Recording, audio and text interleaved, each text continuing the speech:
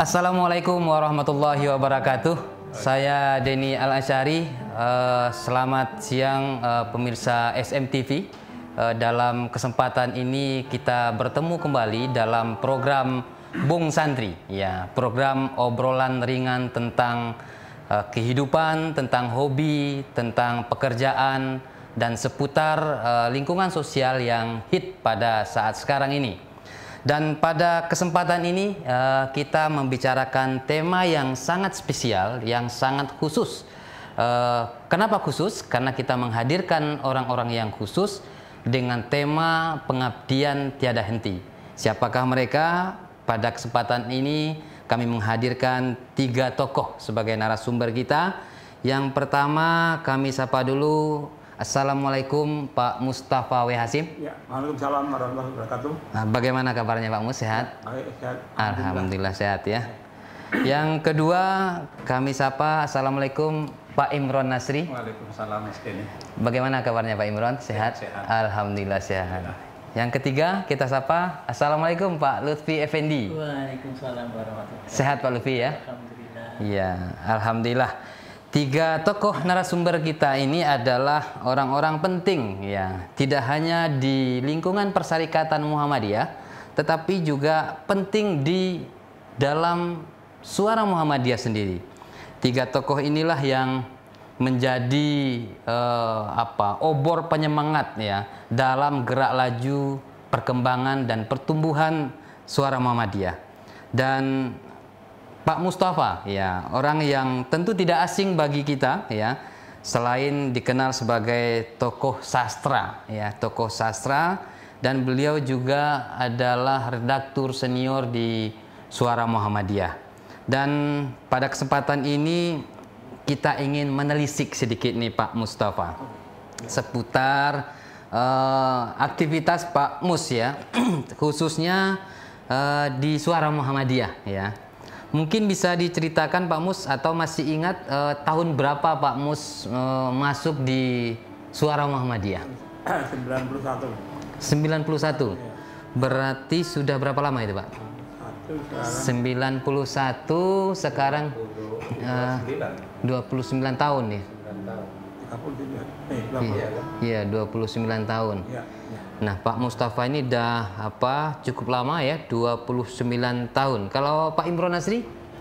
92 hanya selisih 1 tahun ya.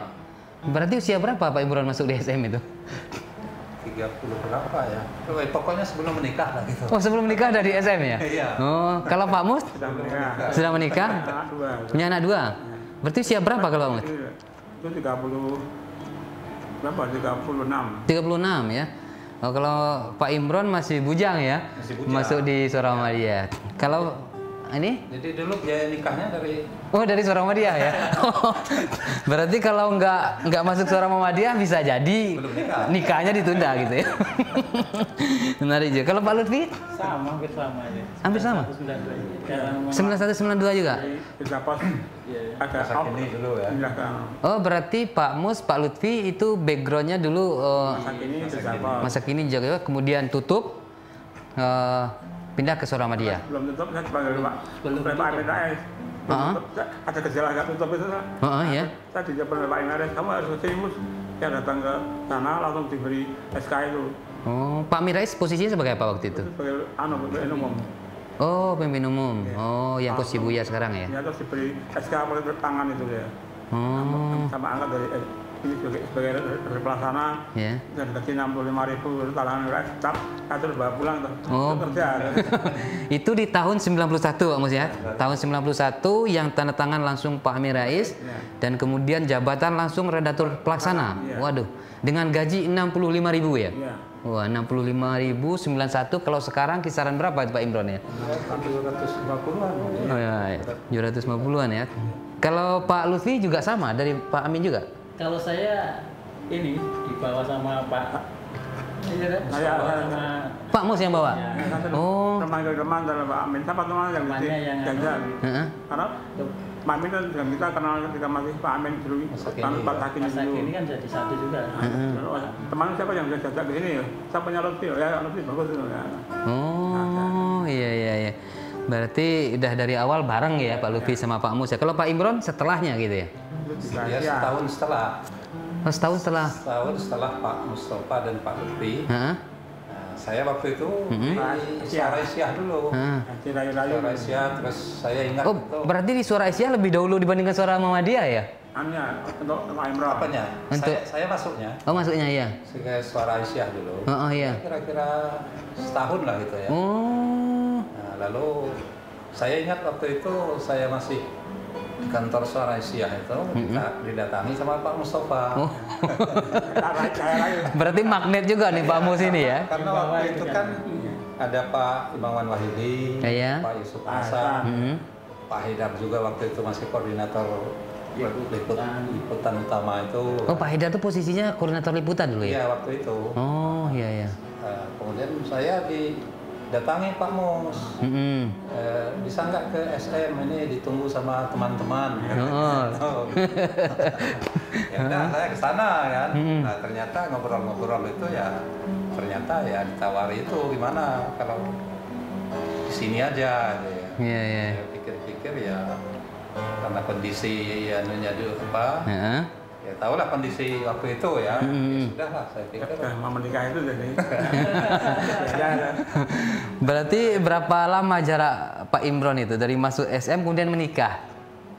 Paling 3 tahunan. 3 tahun ya. Cukup nabung lah ya. Nah, ya. Nabung untuk mahar gitu ya. Waktu itu ya menjelang selesai kuliah. Oh. Jadi saya waktu di SA itu masih kuliah. Ya. Tapi udah selesai, ini tinggal wisuda waktu itu. Iya.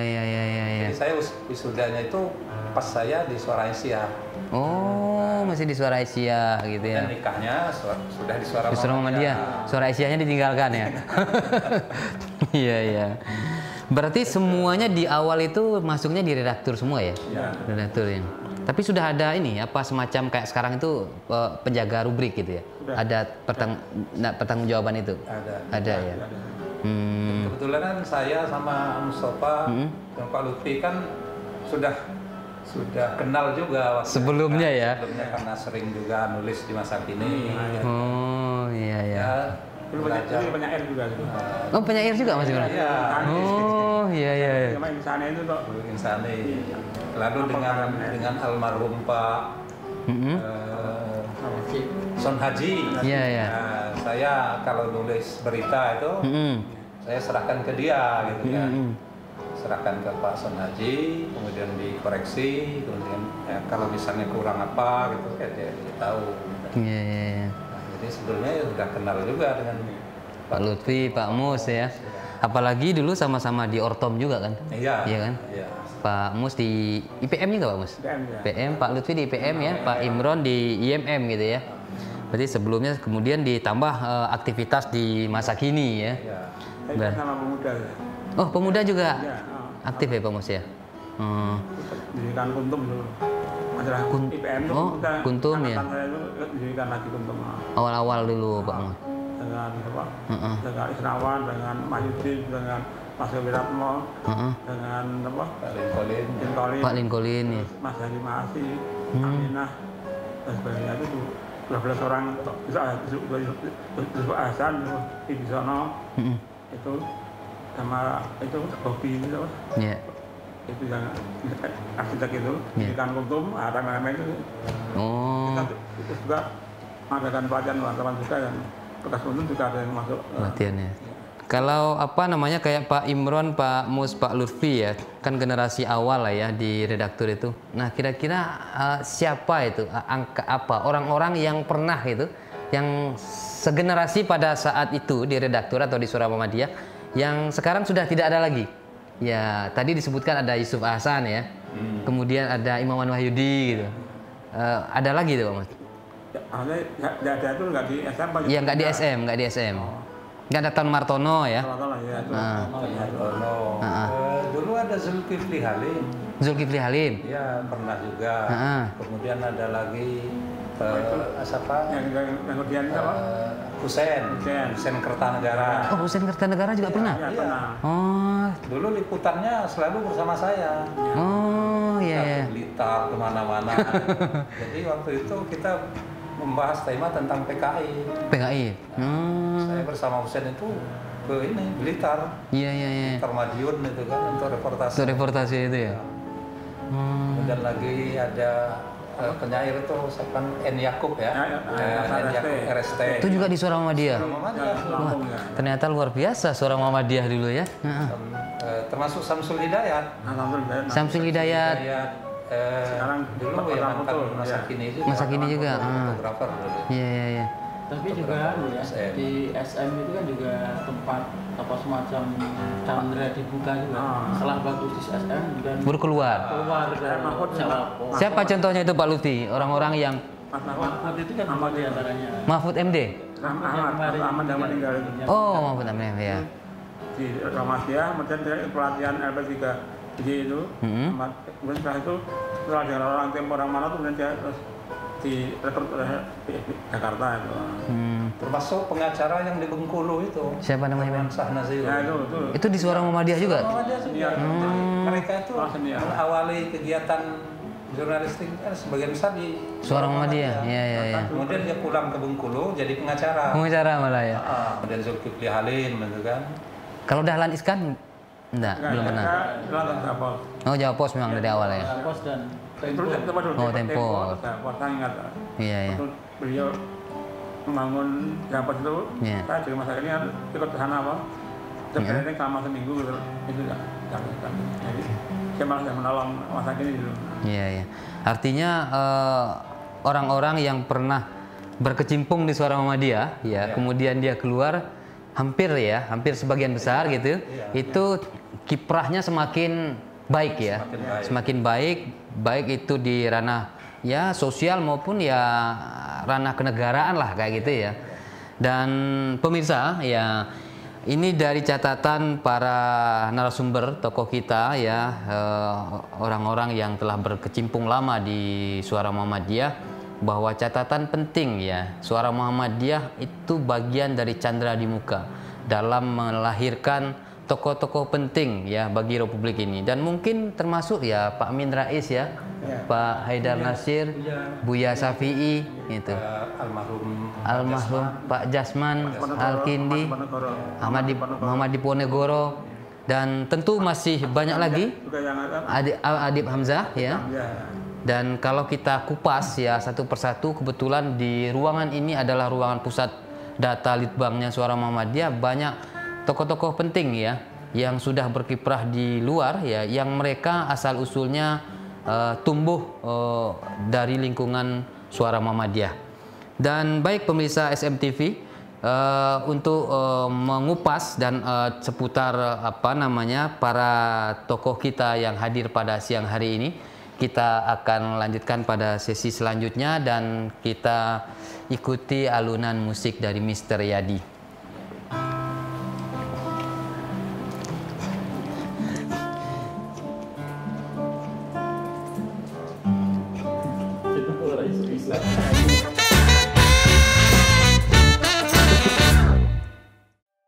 Assalamualaikum warahmatullahi wabarakatuh. Walau 4 bulan sudah berlalu, pandemi COVID-19 belum menunjukkan akan segera berhenti. Pada titik inilah fungsi agama sebagai solusi kedaruratan menemukan batu uji relevansinya. Karena setiap angka yang menjadi korban pandemi ini bukan angka statistik semata. Itu adalah jiwa manusia yang mesti dipelihara, dan menyelamatkan satu jiwa sama artinya dengan menyelamatkan kehidupan seluruhnya. Semoga pandemi ini segera dapat diatasi dan kita semua dapat beraktivitas kembali secara normal. Terima kasih atas semua kesetiaan dan dukungan para pelanggan kepada kami. Segera terbit Majalah Suara Muhammadiyah edisi 15. Wassalamualaikum warahmatullahi wabarakatuh.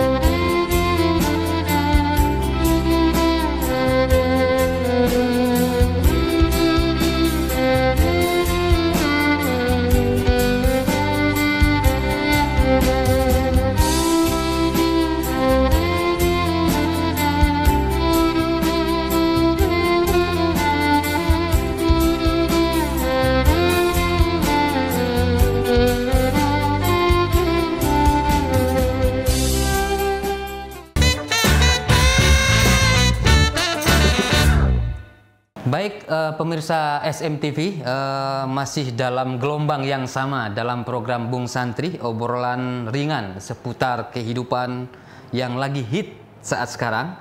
Yang kebetulan pada siang hari ini, ya mungkin yang baru menyaksikan siaran ini, kita dihadiri oleh 3 narasumber, sekaligus 3 tokoh suara Muhammadiyah. Ada Pak Mustafa W. Hasim, Pak Imron Nasri, dan Pak Lutfi Effendi. Baik Pak Mustafa, Pak Imron, dan Pak Lutfi, tadi sudah disampaikan ya hampir 30 tahun ya perjalanan di Suara Muhammadiyah ya. Dan mungkin tentu 30 tahun itu banyak cerita ya, banyak cerita pahit dan manisnya ya. Apalagi di masa-masa awal pertumbuhan Suara Muhammadiyah. Dan mungkin ya tentu kita ingin menceritakan yang paling berkesan yaitu Pak Mus. Nah mungkin selama perjalanan 30 tahun ini Pak Mus, apa yang paling berkesan Pak Mus selama hidup dalam gelombang Suara Muhammadiyah ini? Yang paling berkesan Pak Mus? Kalau jurnalistik itu ya, saya kesan itu adalah dengan di Muhammadiyah itu saya bisa keliling Indonesia itu. Antara lain untuk muktamar tahun 95 di Banda Aceh, yang dikirim ke sana itu dengan teman itu juga dengan Mas kalau ketemu dengan Medan itu, saya ikuti muktamar ke Banda Aceh, itu ikut rombongan dari Pentingan Jakarta. Awalnya itu naik pesawat dari Jakarta, kemudian ke Medan. Nah, dari Medan kemudian itulah berpetualang jarak 600 kilo naik bis itu. 14 jam lebih itu ngeri itu. 14 jam lebih? Iya. Dan itu pada waktu itu masih ada itu. Jadi iya. Bis rombongan itu depan ada tentara. Masih daerah operasi militer itu ya? Masih DOM ya statusnya? Ada tentara-tentara yang ikut di depan, di belakang itu kita di tengah-tengah. Pada kilometer ke 300 itu ada rombongan dari Ibu Aisyah itu yang agak sakit, kemudian dia pas berhenti di warung tuh. Kan di rombongan ada Pak Samuel Aisyah itu. Dia kan udah ngobati, kemudian dia Ibu Aisyah itu jadi kemudian diobati dan di situ saya ingat ternyata jarak Medan Aceh itu jauh 600 kilo. Saya lihat itu di warung itu jarak jalan raya Medan Aceh kilometer 400. Sebenarnya kalau saya kaget.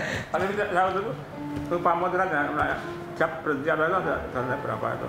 Berarti naik bisnya dari Jawa? Dari Medan. Oh dari Medan? Ya, dari sini naik pesawat. Oh Medan baru naik darat ya?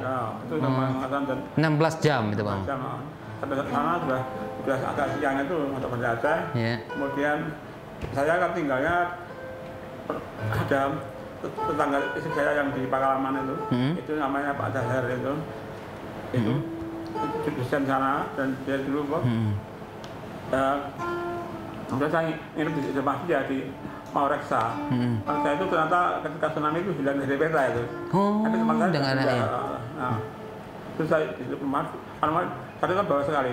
Di Aceh itu ternyata waktu itu antar daratan dengan sungai itu hampir sama. Kali itu hanya berapa sekali udah sungai semua itu. Yang keliling ke sana, kemudian itulah pertama kali keluar Jawa paling ujung di sana itu. Ya, kemudian itu yang muktamar itu ada apa? Ada masih target memutuskan tentang hukum kesenian yang mubah itu. Oh iya. Semangat kecewa, kok yang mubah itu. Ketua pada kedayaannya itu nggak sampai itu menangis. Masa mubah? Bersyukur dia mubah lumayan. Bahkan ada hukumnya itu. Ya paham gitu. Itu ada orangnya itu. Itu di sana itu. Dan itu menarik sekali. Itu yang sangat mengagumkan adalah Pak Amin itu bisa pidato bahasa Arab selama 2 jam dan bisa gojek dengan bahasa Arab. Itu berarti orang yang bisa bercanda dengan bahasa itu dia nggak masuk bahasa itu. Nggak betul ya. Lain waktu dia berbicara bahasa Inggris, nggak bisa bercanda, tawa semua. Berarti memang ngerti bahasa Inggris. Jadi kemudian dia kepilih menjadi itu. Itu tahun 95 ya Pak Mus ya. Waktu muktamar Muhammadiyah di Aceh yang Pak Amin terpilih waktu itu ya. Oke. Ya Pak Amin masuk ada kesempatan berwisata ke Pantai Cermin itu. Pantainya bening sekali, ikan bagus dan ada perahu sana tuh yang dia itu menyelam sama beragam itu. Snorkeling ya. Tanpa alat menyelam. Ikan sekejar dia dan dapat ikan bawa atas tuh. Iya. Itu 15.000. Nah, enak jembatan di mana itu saya yang terkesan itu. Tapi kemudian di sana juga diberi pesan, Mas kalau sini itu kalau kemana-mana jangan tanya soal agama, karena kalau ketahuan dan saya orang agama kamu sedang dari tempat intel orang intel kamu sedang agama nggak ditangkap Pak. Bisa dituduh ya. Kata kuliah itu nggak pernah tanya soal agama, sudah orang sana. Iya ya. Berarti itu ada liputannya di majalah SM tahun-tahun 95 lah itu Pak Mus ya. Seputar muktamar itu ya. Tanwirnya ya. Jadi bagi warga Muhammadiyah yang membutuhkan dokumen-dokumen penting tahun 95 itu ada nanti di Suara Muhammadiyah terbitan tahun 95 ya Pak Mus ya. Itu Pak Arto mengatakan saya itu betul unggul Muhammadiyah ya pada saat itu. Oke Pak Mus. Kemudian Pak Imron sendiri mungkin apa kesan yang Pak Imron? Iya, paling tidak itu ada dua itu ya. Yang saya rasakan itu, dan itu jadi momentum dalam perkembangan selanjutnya ya. Yeah. Yang pertama itu waktu itu ada pelatihan jurnalistik di Surabaya yang diadakan oleh PWI Pusat. Dan semua peserta itu harus naik pesawat. Itu tahun berapa ya? Tahun 95-an juga lah. 95-an juga. Nah, itu pertama kali saya naik pesawat. Pertama kali naik pesawat. Dan status sebagai wartawan itu ya? Wartawan. Nah, ya. Karena syaratnya itu. Iya, iya. Jadi tidak, karena apa? Karena tiket itu nanti kan harus ditukarkan. Ditukarkan ya. Panitia. Nah, jadi sebelum itu kan kalau kemana-mana mesti naik bis. Iya, iya. Nah, itu pertama kali saya naik pesawat. Pesawat itu. Jadi cara beli tiket macam-macamnya belum tahu. Kan? Iya, iya, iya. Berarti sama juga. Iya. Jadi beli sendiri. Beli sendiri? Sampai, oh, nggak rombongan? Enggak. Oh. Karena masing-masing media itu kalau nggak salah cuma satu orang atau. Iya, iya, iya. Nah, saya diutus oleh seorang Muhammadiyah. Oh, sendiri itu? Sendiri. Oh. Jadi ketika di bandara itu, bingung juga. Saya agak bingung, tapi saya melihat penumpang yang lain. Ngikut ya? Mereka kasihkan tiket, ikut juga. Tapi suatu saat ketika saya sendiri gitu kan airport taksinya itu kan dulu berpisah kan? Ya. Beli sendiri. Ya. Saya nggak tahu kan, pokoknya saya nyelok jalan aja depan menuju pintu masuk. Pintu masuk ruang tunggu. Ruang tunggu ya. Nah, lalu disegat oleh petugas. Pak, airport taksinya mana? Pokoknya saya tunjukkan aja tiket itu ya. Bukan ini Pak. Ya. Nah, belum ada. Ya udah Bapak beli dulu di tempat beli. Iya, loket tiket itu. Tiket itu. Begitu juga ketika pulang dari Surabaya. Itu. Karena kan belum tahu kondisi bandara ya. Juanda itu seperti apa. Saya nyelonong juga, di stop juga gitu kan. Disuruh beli lagi proteksinya itu. Nah, itu pertama kali saya pertama nih pesawat ya. Masuk di pesawat itu kan nggak tahu seatbelt itu kan. Sudah saya pasang. Lepas lagi? Enggak bisa ngelepas. Sudah dipasang nggak bisa ngelepas malah ya? Lepas, kan? Iya. Saya lirik-lirik juga dengan yang sebelah ya? Yang sebelah itu. Oh ya udah saya coba kan. Saya coba ternyata bisa lepas. Ya udah aman gitu ya. Nah yang kedua ketika saya ditugaskan oleh Suara Muhammadiyah untuk wawancara seorang tokoh penyair terkenal, Taufik Ismail. Oh, Taufik Ismail. Ya, kebetulan waktu itu saya harus wawancara Taufik Ismail itu di kantornya. Di kantornya Horizon. Yang di lantai berapa lah? Iya, tinggi itu ya. Tinggi itu kan. Iya. Yang kalau ke sana itu harus naik lift kan. Iya, betul. Saya ke kronologis dulu, nanyakan apa mau ketemu ini Pak Taufik, sudah janji sudah gitu kan. Nah, lalu diteleponkan saya ke Pak Taufik kan. Tapi Pak Taufiknya sedang rapat kan. Saya disuruh naik gitu kan. Tapi saya nggak tahu kan. Naik lewat lift itu gimana caranya gitu kan. Nah, lalu saya ditanya sama Eko-nya itu.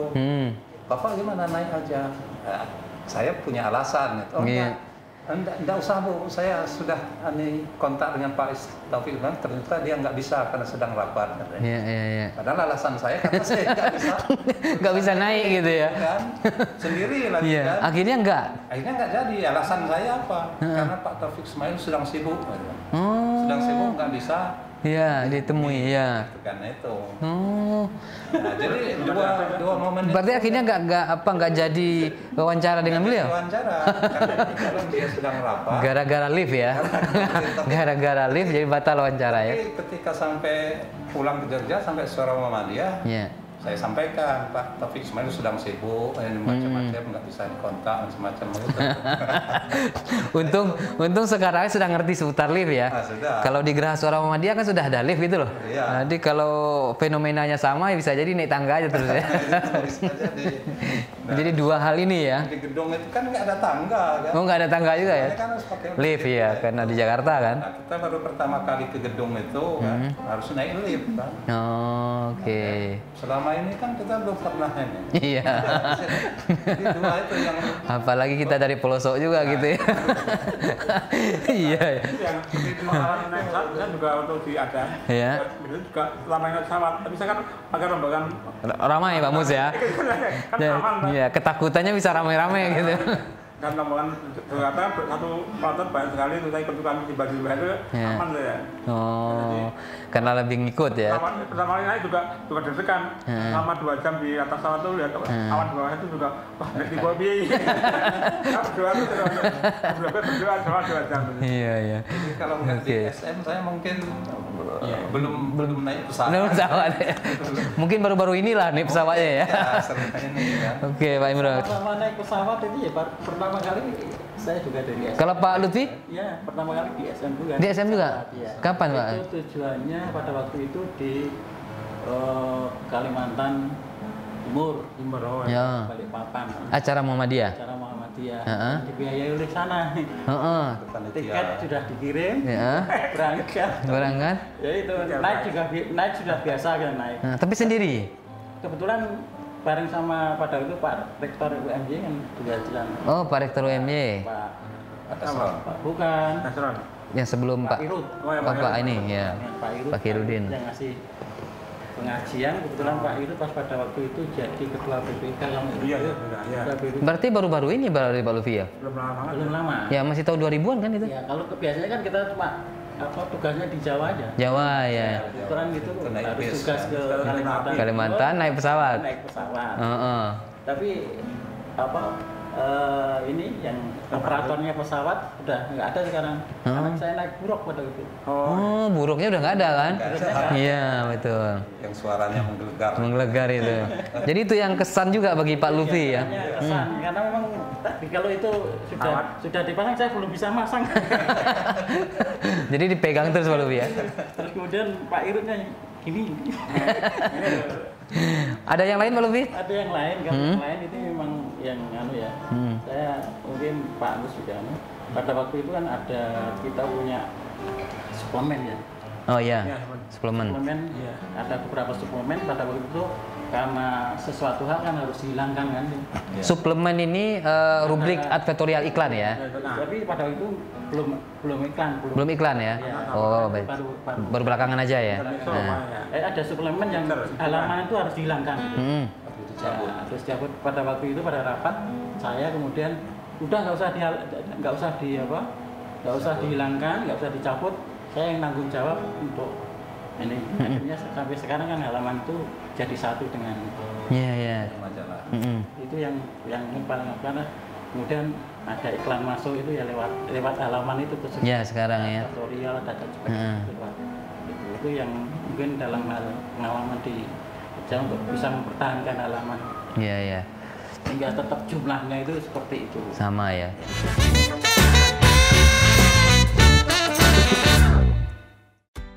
Bulogmu menyediakan sembako murah, mulai dari beras, telur, gula, frozen food, dan kebutuhan sembako lainnya. Segera pesan dan kunjungi Bulogmu yang berada di Geraha Suara Muhammadiyah, Jalan Kiai Haji Ahmad Dahlan nomor 107, Yogyakarta. Kami juga membuka kesempatan bagi warga Muhammadiyah yang ingin menjadi agen sembako dari Bulogmu. Bulogmu, dari umat untuk umat. SM Logistik merupakan unit bisnis dari Suara Muhammadiyah yang melayani pengiriman paket dan dokumen.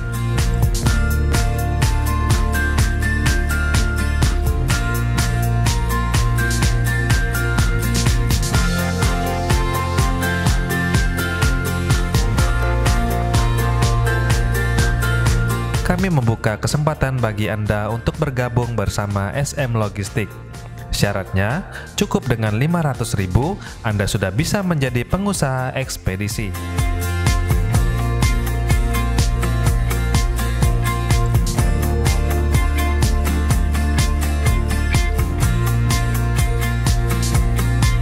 Tunggu apa lagi? Jangan lewatkan kesempatan terbatas ini. Segera hubungi di 0823 13 14 15 58. SM Logistik, kirim cepat, jemput di alamat.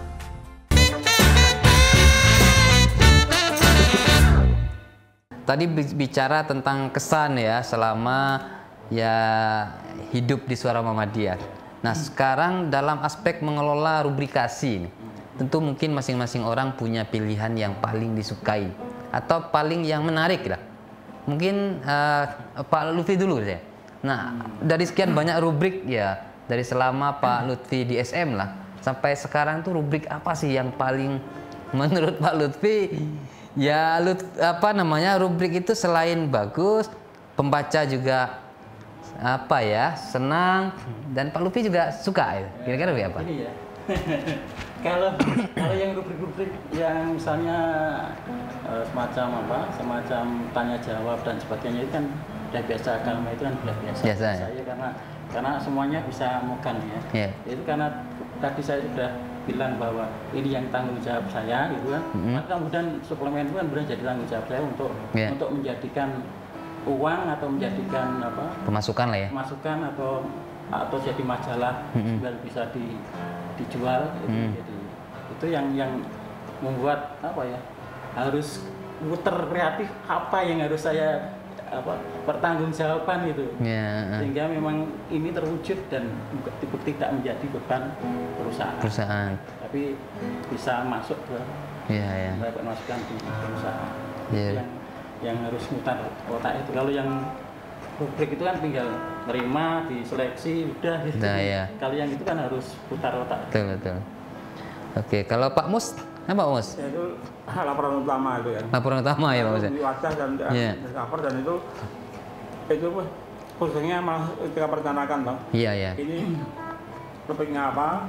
Misalkan saya merencanakan proposal laputnya itu, kemudian saya ketika di harian itu saya kenal banyak narasumber ya. Itu bisa kita langsung kembali juga teman-teman banyak sekali berkata itu ketika merancang itu sudah terbayangkan rubrik ini punya yang jawabannya siapa, kemudian sampai siapa dialognya itu. Dan itu SM itu sangat luas ya. Jadi ketika isinya umum kita juga narasumber juga umum. Dan jangan tadi dialog itu bisa Mas Jamanto Yatman, bisa Yanti, bisa apapun itu bisa masuk dialognya itu. Itu dulu kita masih terus tidak ada Muhammadiyah. Jadi masalah umum itu kita masuk semua. Kalau budaya juga dengan Pak Kunto Wisjoyo, Markayam itu kita antara. Jadi itu anunya. Tapi itu cukup membahagiakan ya. Tapi yang paling penting adalah ketika kita mengirim wartawan ke daerah-daerah itu, misalnya saya kan ada tugas pada daerahnya, kita mengirim Mas Dan Martono dengan Gus loh. Ternyata nanti Gus kan dikontak oleh Pak Arah Banser tuh. Iya. Dia laporan telepon tuh. Itu kamu sama mau ketemu ke yang benar juga Mustafa Jogja. Mustafa ketemu Mustafa ya. Ya itu ada Basra tuh pakai Yasim berarti berani ada Yasim tuh. Iya Mbak Hasim ya. Kalau satu Merayu itu satu Pak Mustafa Yasim. Apa itu dulu? Kalau Gusmus ya, Gusmus saya kenal apa itu? Iya. Kalau masuk bisa wawancara. Saya siap mengirim bantuan itu tanggung jawab dengan dia dan saya selalu punya semacam standar keamanan. Supaya kamu kalau sudah ini sampai sana harus telepon saya. Saya tunggu, saya nunggu itu nungguin hujan penyataan orang ya. Dan saya baru siap lagi. Jadi waktu kita pantau dari pusat sehingga dia itu selamat dari pulangnya itu dan itu nama saya itu senang bahagia dan juga mumet itu karena itu ada perancang itu. Kemudian karena nggak beda dengan kondisi sekarang ya. Kemudian juga foto-fotonya juga disiapkan juga. Dan kita punya foto yang sangat bagus, Mas Rahmat itu ya. Kita punya stok foto dari itu ya fotografer juga. Jadi sehingga stoknya dulu kita dulu masih model cetak itu Pak Mus ya. Kan turun pesan sekarang kita minta bantuan Pak Sukoyo ya. Sukoyo itu wartawan foto anak ini pakai pos Sukoyo. Makanya foto ini apa pasang semua di Lombok karena kalau bergantung foto disilakan sama dia. Iya. Kita pesan apa itu dia mau. Saya paling suka kenapa kemana kan. Jadi setelah merancang itu saya membayangkan fotonya telepon orang wartawan foto itu. Itu yang hidup asik gitu. Di liputan ya, sajiku. Kaitannya dengan tanggung jawab Pak Lama. Saya pernah dimarahi. Sama Pak Mus? Ya, gara-gara apa? Gara-gara nggak masukkan SPJ untuk minta SPJ malah. Nah, jadi Pak Lutfi nggak minta SPJ? Saya pergi itu karena ya mungkin kadang-kala nunut PP, gitu. Kadang-kala pakai apa itu. Yeah. Nah, tapi saya nggak mau masukkan SPJ. Harus pakai SPJ ya enggak? karena laporan bisa. Iya. Kemudian saya buat SPJ-nya, kemudian bisa mencairkan. Padahal saya enggak ingin mencairkan. Padahal sudah dibiayai PP mungkin ya. Iya. Karena kalau nggak ada itu saya juga dimarahin nih. Iya. Orang lapornya itu kan ada. Karena anggarannya sudah ada Pak Mus ya. Ya makanya itu. Oke Pak Mus. Kalau Pak Imron apa yang spesial Pak Imron ya? Awalnya dulu kan saya sebagai sekretaris redaksi ya, kerjanya cuma nyatat naskah masuk itu. Naskah masuk ya. Nyatatnya itu kan pakai tulis tangan itu. Iya. Buku itu. Iya. Ini sehingga banyak yang menanyakan gitu. Nah, itu belum via email orang kirim. Belum ya. Via pos ya. Ya dibuka satu-satu gitu ya. Sekaligus ngoleksi perangko. Jangan-jangan udah banyak perangkonya Pak Imron. Malah diminta orang. Malah diminta orang ya. Karena tahu sering nerima surat ya. Nah, sambil dulu megang rubrik ide ya, yang satu halaman itu ada 2 tulisan. Rubrik ide. Pendek-pendek gitu. Pendek-pendek. Pendek. Nah, itu. Nah, kemudian setelah tidak pegang sekretaris redaksi, pegang rubrik dunia Islam kan. Oh iya, dunia Islam. Dunia Islam. Kemudian rubrik lisensi. Ya, lisensi. Nah, setelah Pak Bakti Nur wafat meninggal itu, saya diserahi untuk nangani silaturahmi dan jalan pinggir itu. Jalan pinggir, yang Bung Santri itu. Yang diasuh oleh Bung Santri itu. Oh, itu. Nah, itu yang jadi ya mungkin bisa dikatakan tantangan ya. Tantangan ya. Karena rubrik silaturahmi itu kan tidak semua orang ngirim gitu kan. Karena ada berita melahirkan, menikah, meninggal, gitu kan. Jadi di silaturahim itu isinya tentang pernikahan, tentang wafat, ya. Lahir, menikah, meninggal. Meninggal ya. Gitu kan. Nah itu bahan-bahan itu kan harus dicari ya. Harus dicari. Iya. Nah itu. Untungnya karena sering dapat undangan menikah itu kan. Iya. Jadi bisa di situ. Iya. Dan kiriman teman-teman ada yang memberitahu si A meninggal gitu kan. Nah, yang paling agak menantang betul ini rubrik jalan pinggir itu. Jalan pinggir ini. Karena kita harus mencari semacam intisari dari sebuah berita dari media lain gitu kan. Oke. Nah, kita kutip sedikit lalu kita komentari gitu. Kalau boleh tahu mungkin pemirsa SMTV juga perlu tahu ya, artinya di Suara Muhammadiyah itu ada salah satu rubrik, itu rubrik silaturahim dan rubrik jalan pinggir yang sampai sekarang masih ada ya. Dan mungkin kita perlu tahu apa sih filosofi gitu ya dari rubrik jalan pinggir Bung Santri itu, karena sepertinya itu rubrik paling awet ya. Ketika rubrik-rubrik yang besar-besar itu gonta-ganti, saya lihat rubrik silaturahim dan jalan pinggir ini dia tidak kena efek maupun dari gelombang tsunami maupun gelombang corona ya. Jadi mesti bertahan ya. Filosofinya apa Pak Imron? Yang pertama itu sebagai salah satu, yaitu tadi sesuai dengan namanya ya, silaturahmi antara warga maupun pembaca SM. Karena dari rubrik silaturahmi itu banyak sekali warga Muhammadiyah itu yang mengetahui bahwa si A itu sudah meninggal gitu. Menikah, ya. Bisa jadi yang meninggal itu teman, Ya. teman keluarga atau apa namanya sesama aktivis waktu Muda, ya. waktu di Ortom lah begitu ya. Nah, itu banyak sekali yang merasakan bahwa itu perlu itu karena sebagai salah satu apa nama sarana informasi antar warga itu.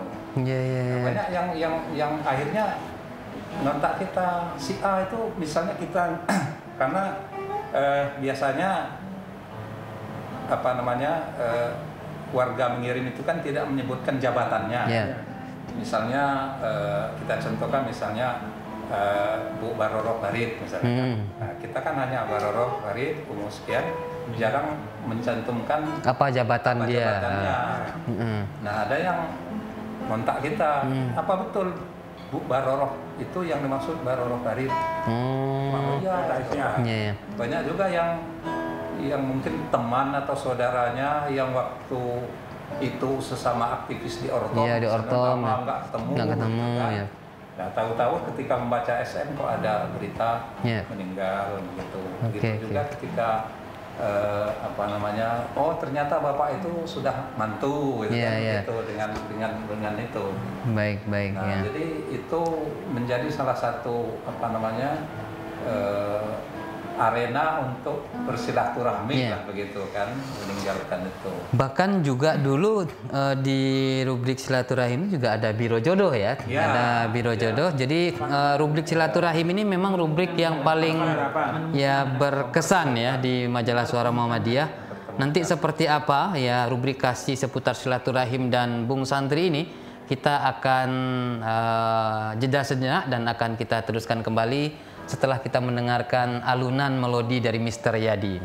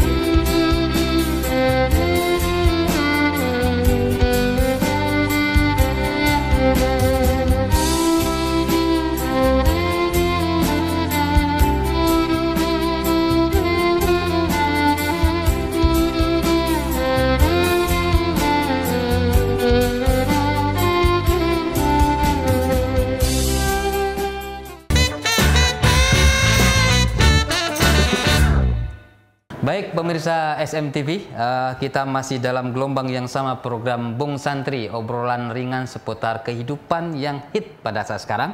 Dan kita masih ditemani oleh para tokoh dari Suara Muhammadiyah ya, yang tadi sudah banyak menceritakan bagaimana pengalaman, kesan-kesan dan perjuangan beliau selama bergelut di Suara Muhammadiyah.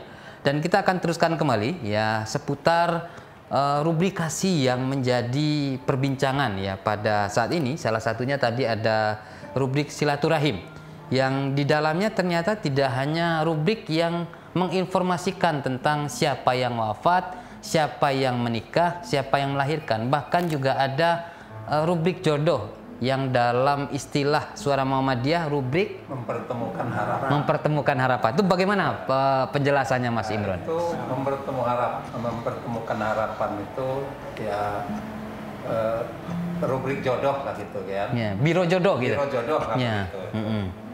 Nah, itu Kenapa harus ada gitu Mas ya?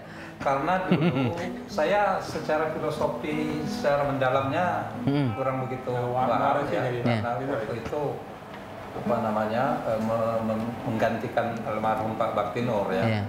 Tapi kemungkinan itu untuk apa namanya menjembatani antara kader-kader ya, Iya. kader-kader Muhammadiyah itu yang konon katanya sulit untuk mencari jodoh. Oh gitu. Nah, Ya. lalu dibuatlah rubrik itu, mempertemukan harapan itu. Nah, tapi dalam perkembangannya ternyata yang mengirimkan biodata ke sana tidak hanya warga Muhammadiyah. Oh, ada juga non Muhammadiyah. Banyak. Justru yang banyak itu dari non Muhammadiyah. Untuk mencari jodoh di Muhammadiyah. Mencari jodoh lewat rubrik itu. Oh, bukan untuk target sasarannya orang Muhammadiyah, bukan? Enggak. Oh, tapi gitu. Kalaupun ada yang nyantol lah itu. Rezeki lah ya. Gitu. Jadi justru yang banyak itu dari luar begitu. Dari luar ya. Ada yang perempuan, ada yang laki-laki gitu. Bahkan para janda duda pun banyak yang mengirimkan itu. Tapi identitasnya disembunyikan ya. Disembunyikan. Nah. Jadi kita pakai kode aja. Ya. Misalnya kalau W01 gitu ya, berarti wanita nomor urut 1. Kalau P02 itu L ya. L02 itu laki-laki nomor 2. Kita urutkan dari surat yang masuk gitu. Ada fotonya? Ada. Oh, fotonya boleh ya? Tapi kita simpan. Nggak dipublikasi? Nah. Oh, nggak dipublikasi. Nah, nanti kalau misalnya berminat ya. kita misalnya si A ingin berkoresponden, ingin berkomunikasi dengan siapa? Siapa gitu kan. Nah, nanti kita sediakan formulirnya. Oh. Nah, nanti formulir itu kita isi, lalu kita kirim kepada yang bersangkutan. Gitu. Oh, gitu.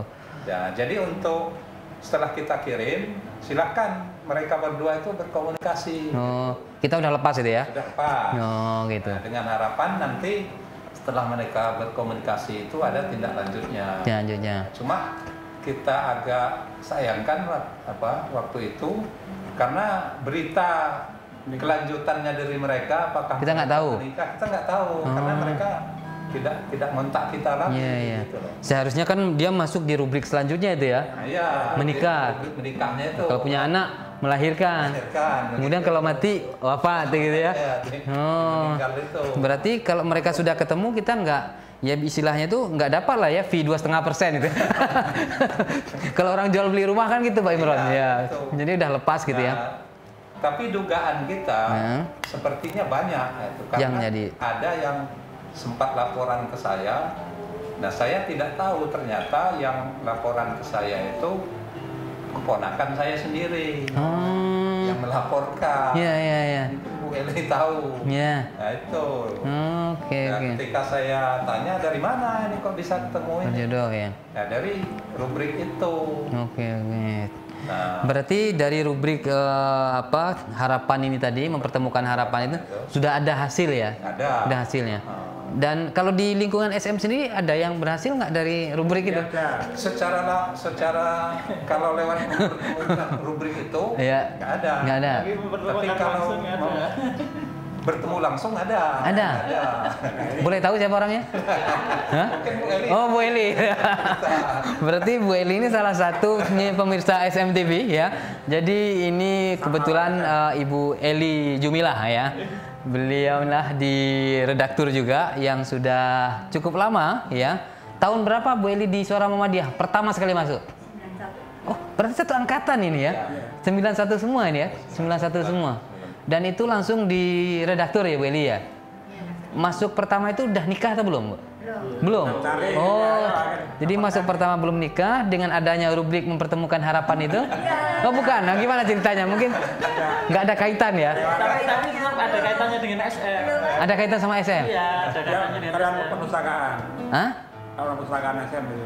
Oh gitu, iya baik. Iya. Jadi dipertemukannya di SM. Di SM. Iya. Hanya cuma ngomong gitu Ya. Kelebihan. Beri kesempatan pada waktu itu. Oh gitu. Berdua itu gitu. Oh. Jadi kelebihan orang SM dia tidak dipublis ya. Maksudnya nggak harus melalui rubrik tadi, tapi bisa langsung. Tapi kalau bagi orang luar itu dipublis melalui rubrik ini ya.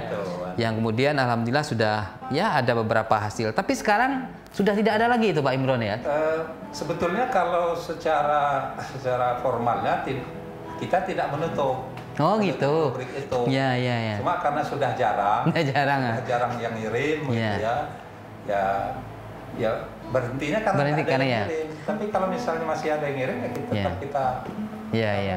Begitu. Jadi pemirsa SMTV, nah, ini menariknya di Suara Muhammadiyah ya, bagi yang masih ya berkeinginan untuk dipromosikan gitu melalui rubrik mempertemukan harapan di rubrik Suara Muhammadiyah ini masih bisa, kata Pak Imron, dan tentu ada mekanisme nanti akan dijalankan oleh redaktur ya, dan tentu tidak usah sungkan kalau mungkin ada, silakan bisa via email ya, via email atau berkirim surat ya, nanti bisa UP-nya Pak Imron atau Pak Mustafa gitu ya. Dan menarik ini sebenarnya untuk rubrik mempertemukan harapan, dan barangkali sudah ada belum ya skripsi atau semacam penelitian lah gitu seputar rubrik mempertemukan harapan atau silaturahim, karena ini rubrik yang paling awet saya lihat ya. Mungkin ada, cuma kita tidak Nggak mendapatkan tahu ya. ini.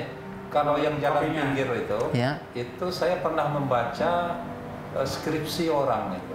Oh benar ya. Skripsi, tapi waktu itu hanya sekilas saja karena Ya. cuplik itu Oke. tentang jalan pinggir itu. Jalan pinggir ya. Sebetulnya untuk skripsi, Ya. ya terutama skripsi itu sudah banyak yang dilakukan oleh para mahasiswa ya. terutama untuk jurusan komunikasi, ya, jurnalistik. Jurnalistik ya. Nah, cuma kita tidak mendapatkan Ya. kopian dari skripsi itu. Oke. Kita yang Ada itu.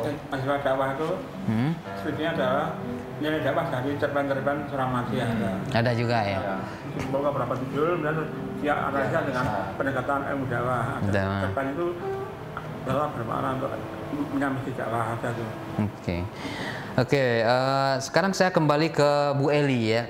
Tadi bapak-bapak yang lain memberikan satu kesan yang menarik gitu selama perjalanan di Suara Muhammadiyah ya, yang kesannya rata-rata lucu-lucu gitu ya, lucu gitu ya, yang lebih kepada persoalan pengalaman yang masih kurang sepertinya itu. Mungkin Bu Eli punya kesan yang menarik ya, apakah juga sama dengan bapak-bapak tadi, atau apa kesan yang paling ya sampai sekarang tuh membekas lah kira-kira Bu Eli selama di Suara Muhammadiyah gitu. Itu kan yang paling membekas. Apakah jodoh tadi?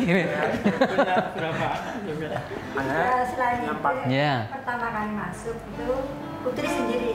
Oh, Putri sendiri. Satu-satunya perempuan. Paling cantik sendiri ya, paling cantik. Jadi perempuan satu-satunya. Oh iya iya. Bukan Derena. Di Suara Muhammadiyahnya ya. Iya iya iya. Dan belum ada perempuan-perempuan yang lain ya. Justru sekarang kebalikan ya. Sekarang perempuannya yang banyak. Iya iya. Tapi dalam posisi masih belum berkeluarga itu ya, sendiri itu. SM mau ganti dari yang nyeting panjang gitu loh. Oh iya. Apa ya namanya itu ya? Bisa dirawatnya di luar. Iya iya. Kamu grafik. Kamu ganti itu ya. Yang panjang itu kan saya dipotong-potong, nanti ngelewatnya dipotong-potong gitu lah. Iya iya iya. Iya. Oh yang ditempel-tempel modelnya ya. Ya Allah, luar biasa ya. Jadi menyusulnya kayak gitu dulu. Iya, udah dipotong. Kamu grafik. Dia nyetingnya panjang gitu kan. Pas majalah itu tapi dibikin. Nanti ukurannya berapa? Iya. Ukuran kolomnya berapa? Nanti dipanjang, nanti mau dibikin fotonya di mana itu dipotong, mana. Gitu ya. Dan Bu Eli posisinya pekerjaannya lebih menata itu. Bukan. Apa? Pertama kali itu masuk karena mau diganti komputer yang layout di full page. Oh, Ya, full page. iya ya. Itu udah komputer dulu ya? Nah, baru mulai. Baru mulai? Saya masuk awal mula. Oh 91 itu baru mau masuk ke komputer? Ya, offset aja. Bukan 91. Apa? Ya, offset. Offset awal. 2000-an ya. Enggak. Saya masuk itu udah jadi. Sudah ada ya. Sudah mulai. Tapi Saya waktu masuk itu di kursi dulu. Oh di kursus dulu? Ah, di kursi. tapi komputerisasinya waktu itu baru sekedar Khusus layout. khusus untuk layout. Lainnya masih Kalau yang Masih ketik ya? Cetak gitu ya? ketik itu udah diserahkan untuk Jadi kalau ada salah di tip X apa itu kan. Setting pakai komputer. Terus kita Nah, tinggal baru komputer, setting. baru di Komputer. layout. Itu pertama kali itu terus dikursusin. Heeh. Baru. Seluruh karyawan. Latar belakangnya bukan dari apa ya, desainer tapi Iya. ya, ini ya mandek. Terus Mbak Bu Eli posisinya di bagian apa pekerjaannya? Itu yang layout itu pertama kali. Oh, layout. Tapi di komputer. Oh, Tapi di komputer. di komputer. Pertama kali itu. Ah, Dari pertama kali nggak pakai yang panjang itu. Yang panjang itu. Wah, Iya, iya, iya. baru langsung di apa? Komputer yang full pitch yang Pak. Yang paling berkesan ya Bu Eli ya. Mengawali pekerjaan pas pertama Kali wanita sendiri dan kemudian Dan pertama kali SM punya komputer gitu. SM punya komputer ya. dari awal. Masih tahun 90-an itu ya. Dan itu sudah dinilai berkemajuan itu. Iya, iya, iya. Komputer itu. Itu masih Pakai di disket, Pak. disket. Kayak disket. Disket. Yang gede, Oh, yang gede. yang mana begitu kan. Iya. Kayak CD itu. Itu cuma isinya berapa MB ya enggak ada ya. Yang bisa kena virus itu ya. Iya. Gitu. Cabut. Ya, cabut lagi gitu ya. 60-an, 60 Iya, iya. kilobyte. Itu. Oke. Kemudian ini Mbak Eli, apa namanya? Tadi apa Bapak-bapak juga menjelaskan rubrik yang paling disukai apa yang paling menarik gitu. Tadi Pak Imron rubrik silaturahim karena beliau yang ngampu. Mbak Eli punya catatan sendiri nggak terhadap rubrikasi? Apakah sakinah gitu atau ada rubrik yang lain gitu? Sakinah. Ada rubrik sakinah kita ya? Iya, Keluarga itu Pak Sakinah Irut. itu ya. Iya. Pak Irut. Iya, ya. Pak Irut ya? Yang mana? Tamatan Pak Pak Irut. Irul. Siapa Pak psikolog? Irut di Basori itu. Oh, yang di asuh Bu Emi? Ya itu. Setelah Pak Irut. Oh, iya. Penerusnya. Yang berintis itu Pak Irut. Oh, Pak Irut ya? Dan itu termasuk rubrik yang di ini ya? Ya, banyak sekali. Banyak disukai juga ya, rubrik yang disukai ya. Nah, Bu Elis sebagai penghubung, gitu kan. Nah, Oh, penghubung ya. Penghubung ke pengasuhnya itu. Iya, iya. Dan kalau boleh tahu pada tahun-tahun itu ada berapa orang sih karyawan di Suara Muhammadiyah itu Pak Imran? 30-an ya. Ada lah. Udah. 30-an. Kalau dengan karyawan TU. TU itu ya, TU ya mungkin 25. 30-an ada. Iya. Tapi Ya, redaksi Oh, banyak juga ya. ya banyak juga. Kalau redaksi Redaksi separuhnya. separuhnya ya. Malah kurang mungkin. Hmm. ada 10 orang, 10 yang Banyak yang apa ya? Datang pergi datang pergi Iya. itu. Oh, ya, di kantor dengan yang di lapangan itu kan Banyak yang di lapangan. Iya, iya, iya.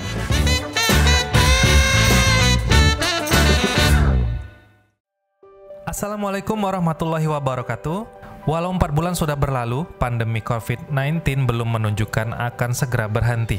Pada titik inilah fungsi agama sebagai solusi kedaruratan menemukan batu uji relevansinya. Karena setiap angka yang menjadi korban pandemi ini bukan angka statistik semata. Itu adalah jiwa manusia yang mesti dipelihara dan menyelamatkan satu jiwa, sama artinya dengan menyelamatkan kehidupan seluruhnya. Semoga pandemi ini segera dapat diatasi dan kita semua dapat beraktivitas kembali secara normal. Terima kasih atas semua kesetiaan dan dukungan para pelanggan kepada kami. Segera terbit Majalah Suara Muhammadiyah edisi 15. Wassalamualaikum warahmatullahi wabarakatuh.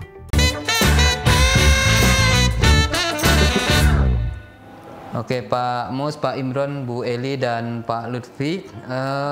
Dan sekarang Bapak serta Ibu kita ini posisinya di SM sebagai apa namanya status sebagai pensiunan gitu ya.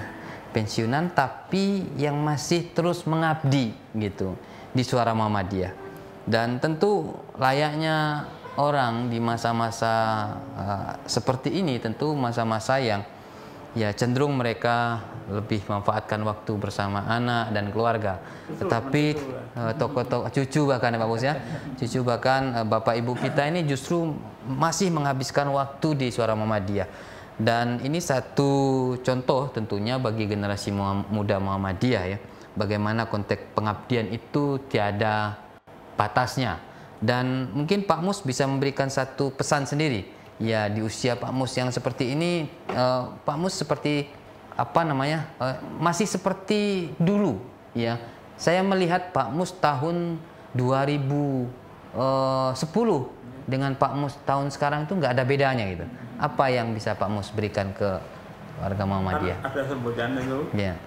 jurnalis never die. Oh, Jurnalis tidak pernah mati ya. Jurnalis Ya, karena dan dengan menulis itu orang bisa menjaga pikiran tidak pikun. Oh Ya, iya. itu untuk menjaga yang tidak pikun itu kita harus nulis terus.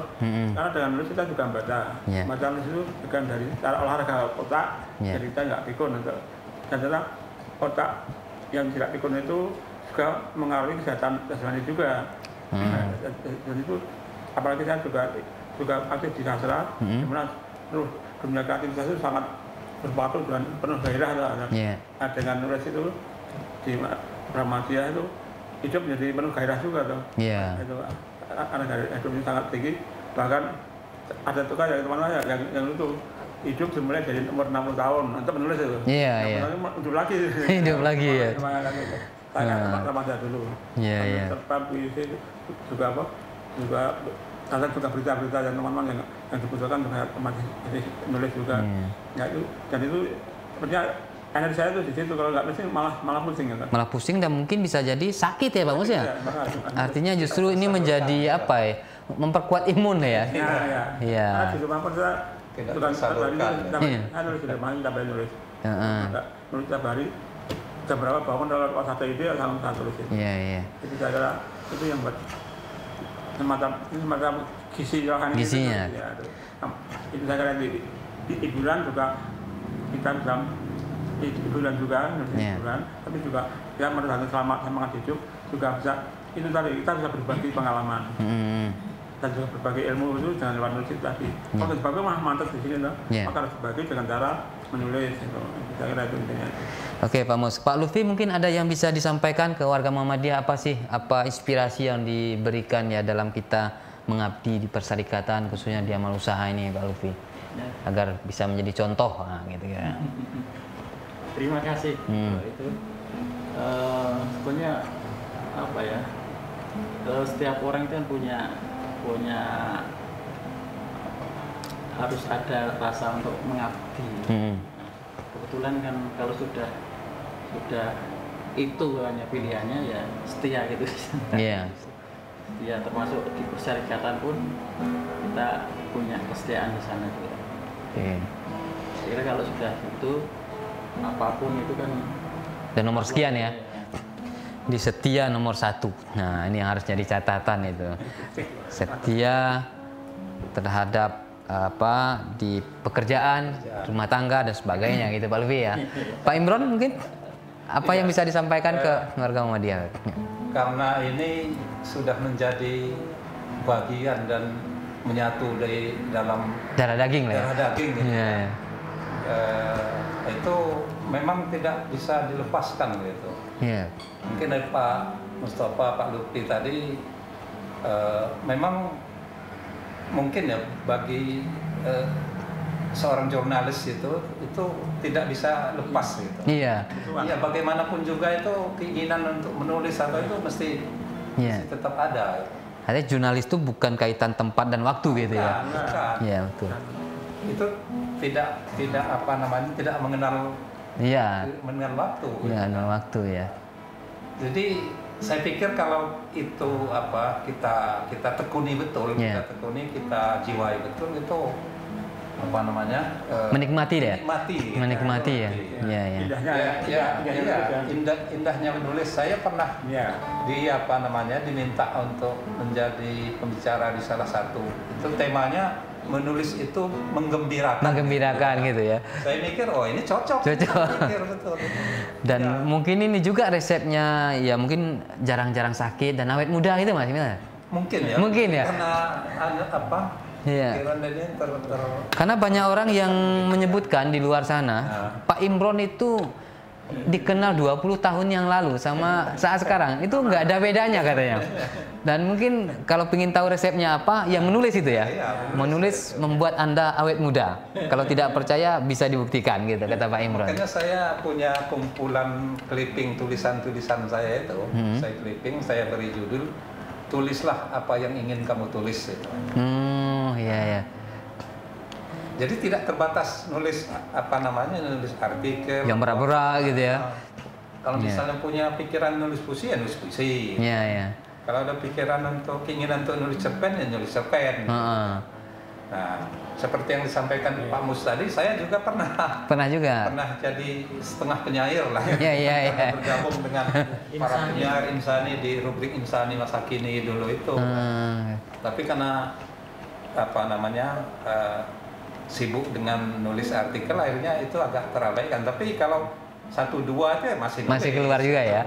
Buat nulis puisi untuk apa namanya, menghibur diri. koleksi aja. Oh iya betul. Beberapa itu diminta oleh teman-teman untuk dipublikasikan gitu. Jadi intinya saya pikir kalau itu dijiwai, ditekuni betul, itu akan menikmati.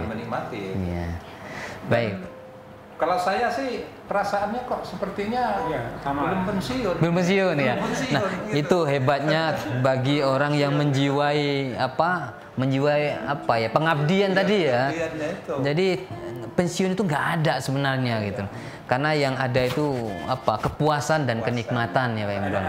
Energinya Jadi sih ya. mungkin bisa dikatakan kalau pensiun itu kan istilah aja ya. Administratif. Ya, administratif. Tapi ininya kan enggak sampai. Karena justru masih ada orang yang posisinya belum pensiun tapi sini sudah pensiun Pak Imron. Kebalik gitu ya. Nah, itu kan repot. Ini yang repot. Jadi banyak itu ada juga kan yang begitu itu gitu loh. Terhenti katanya. Baru pensiun dini biasanya. Pensiun dini ya. Tapi otaknya gitu ya. Kalau Bu Eli apa yang bisa diberikan pesannya? Artinya Bu Eli ya anak sudah cukup besar gitu. Seharusnya bisa tidur enak aja di rumah, ke masjid, zikir gitu ya, untuk menyiapkan hari tua lah gitu ya. Tapi Bu Eli ini justru masih aktif gitu loh, dan bahkan beliau ini memegang salah satu unit ya bisa disebut unit sosialnya Suara Muhammadiyah itu koperasi ya. Abadi itu. Nah, dan beliau ini masih abadi sejak dulu. Mungkin Mbak Eli bisa ceritakan. Apa ya? Kalau udah jadi ibu rumah tangga itu pikirannya mas bercabang nih. Iya. Harus bisa bagi waktu ini itu. Setelah pensiun administratif. Setelah pensiun itu juga kalau di rumah terus kok pikirannya itu suntuk, itu kok cuma itu aja. Iya. Itu yang untuk mengembangkan diri, untuk cari wawasan. Harus baca itu kan. Iya. Karena saya kan korektor aja harus baca. Harus wajib baca ya. Gak mungkin korektor gak baca gitu. Harus baca itu biar fresh aja. Iya. Baik, terima kasih Bu Eli. Jadi bahwa hakikat dalam aspek pekerjaan termasuk bermuhammadiyah itu di luar itu hanya casing sebenarnya, tetapi yang substansi adalah pikiran dan hati kita, bagaimana kita bermuhammadiyah, bagaimana kita mengabdi di dalam persyarikatan ini. Mungkin satu kalimat saja sebagai catatan terakhir, saya minta Pak Mus, Pak Imron, Pak Lutfi, Pak Abu Eli, mungkin apa satu kalimat ya sebagai pesan bagi generasi muda sekarang yang sebagian besar nih di Suara Muhammadiyah. Apa kira-kira yang harus dilakukan mereka gitu, untuk generasi muda? Pak Mus, satu kalimat saja. Teruslah berjuang untuk menjadi Muhammadiyah, menjadi Muhammadiyah yang sejati itu yang sepertinya agama jalan, berjuang untuk kemanusiaan. Saya kira intinya itu. Jadi dan itu adalah menurut saya energi yang bisa menggerakkan kita. Karena saya Muhammadiyah itu sudah sejak lahir loh. Jadi Muhammadiyah itu udah hafal dan selalu mengaruhi budaya Muhammadiyah yang ini dan itu harus kita jaga dan Muhammadiyah itu namanya tajdid dan kita selalu memperbarui dan berkemajuan itu.